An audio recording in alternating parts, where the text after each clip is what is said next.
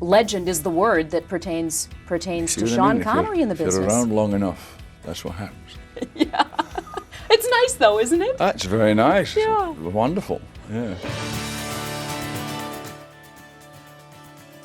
It's easy to see why Connery was one of our most enigmatic stars. At once a charismatic leading man who could turn a pulp hero into a global icon, Bond. James Bond. and a reluctant celebrity who distanced himself from Hollywood's publicity machine, even at his own movie premieres. Are you all excited? Well, yeah, sort of, in a way. In fact, Connery's rise to stardom was accidental. Born dirt poor in Edinburgh, Scotland in 1930, he lived in a rough neighborhood, worked as a milkman, and joined the Royal Navy at 16.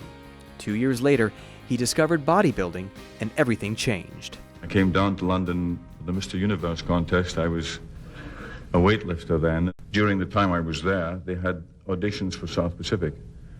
So I went along and told them I was an actor and sung a few bars, and anyway, they bought it. Connery never looked back, and within a few years, he had earned a reputation as a charmer, on screen and off. What is it to know?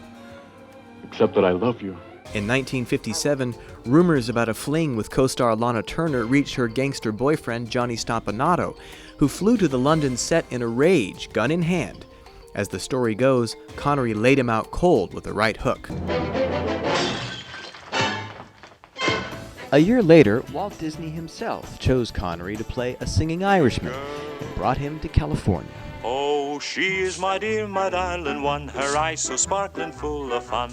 But Sean felt upstaged by the special effects. Little did he know, superstardom was just a martini away. Shaken, not stirred. Although Bond creator Ian Fleming didn't think he was right for the role, Connery remains the ultimate James Bond for many fans.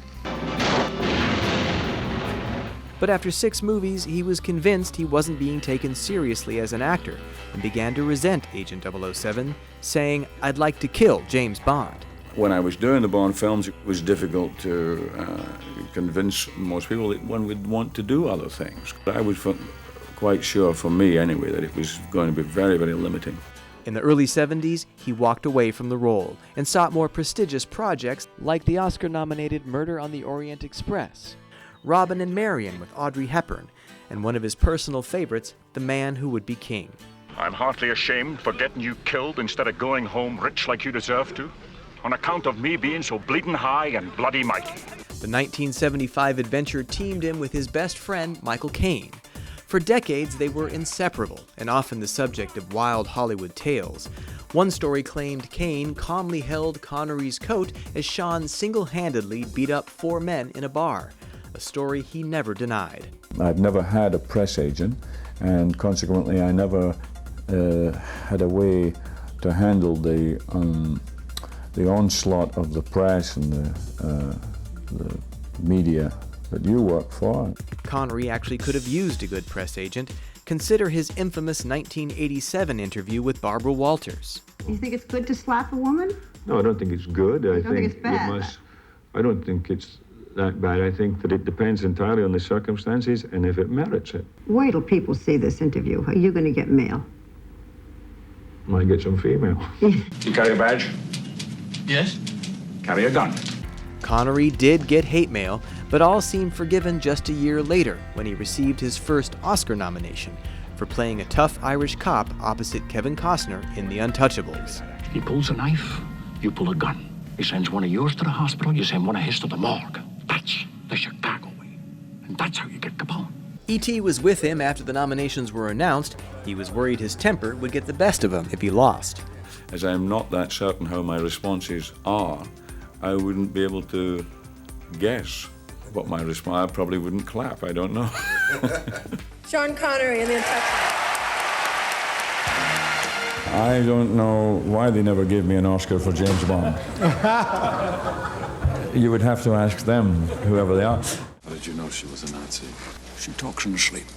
The Oscar propelled Connery into a career renaissance, and E.T. was with him as he made a seemingly endless series of hits. A great day, comrades. We sail into history.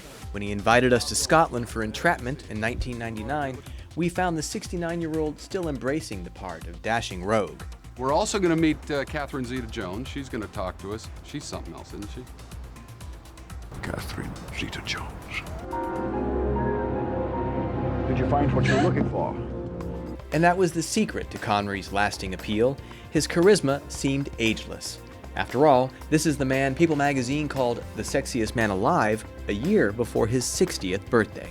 I met a gentleman last night who said that you give new hope to bald men everywhere. Oh, God. Yes? I was wondering... What about bald women?